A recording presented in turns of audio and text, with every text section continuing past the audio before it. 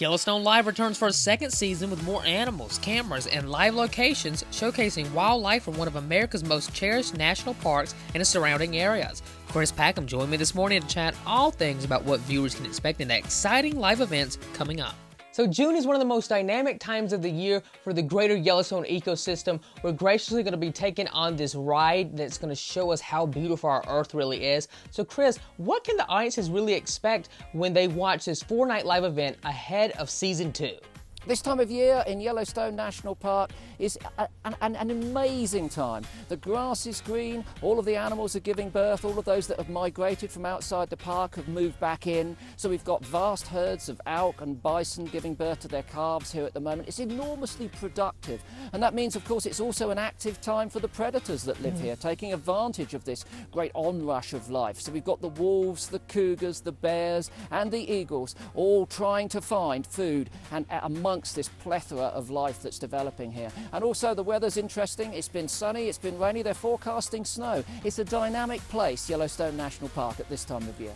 And Chris, we're also going to get to see some very special animal guests. Overall, I hope this will create a beautiful experience for all the families watching. So tell me, what can audiences really expect from all the different type of animals that we'll be seeing in the show?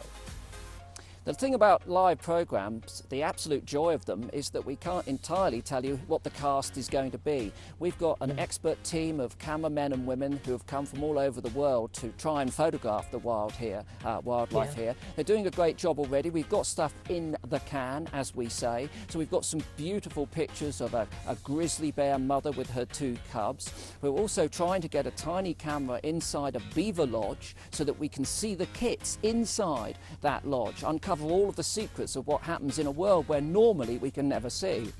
And we also have this year a fantastic device, a thing called a thermal camera, which we can take out at night, and it doesn't see the animals using light, it sees them using their heat. We see their heat profiles, but it provides pictures in extreme detail, and it gives us to watch non-intrusively. The animals never know we're there, exactly what their behavior is at night.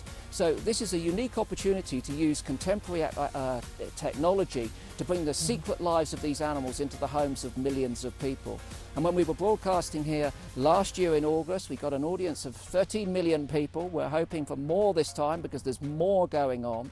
And not just about the wildlife too. It's about the geothermal features that we have here. As you know, this is a hot spot for geysers and fumaroles and hot springs, many of which are extremely beautiful. We're hoping to bring you Old Faithful erupting live on one of our programs. So it's about the landscape as much as the animals, and sometimes about the people. The extraordinary work that scientists are doing here to discover how we can better protect this area for the future. And to kind of go back on what you were saying with the cameras, Chris, 25 cameras will be placed throughout multiple locations, which will reveal the park's wildlife in intimate detail. So share with me, which animal are you looking forward to seeing the most? Well, I come from the UK, and we have a relatively impoverished mammal fauna. We got rid of most of our big predators a long time ago. We have no wolves, we have no bears, we have no lynx. So for me, it's always the predators that I'm keen to see. And as we know, in 1995, wolves were reintroduced to Yellowstone Park here. So for me to be able to see these animals in a natural environment, doing what wolves are meant to do in terms of impacting positively on an ecosystem, is an enormous privilege.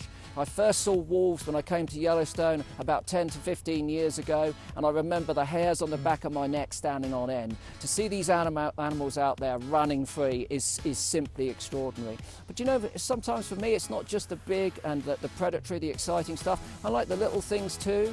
You know, yesterday we were doing a piece about one of the thermal springs in which live a remarkable diversity of bacteria. Now, bacteria might seem boring to a lot of people, but they're not bored when they go to look at them, because they produce all of these beautiful colours that we see here in these hot springs. So in Yellowstone National Park, everything from the tiniest organism to the biggest predators are the stars of the show.